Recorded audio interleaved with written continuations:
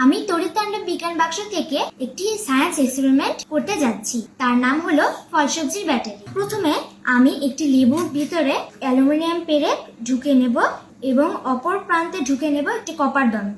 এভাবে আমি সবগুলো লেবুতে ঢুকে নেব। ক্রোকোডাইল ক্লিপের পজিটিভ প্রান্তটা থাকবে অ্যালুমিনিয়ামের দিকে, নেগেটিভ প্রান্ত থাকবে এই দিকে। আরেকটি ক্রোকোডাইল ক্লিপের নেগেটিভ প্রান্ত বসিয়ে দিচ্ছি কপারের দিকে। এভাবে আমি সবগুলো লেবুতে এভাবে কানেক্ট করে ফেলবো। প্রান্তগুলো এলইডির পায়ের সাথে যুক্ত করে নেব। বাল্বটি জ্বলে উঠেছে।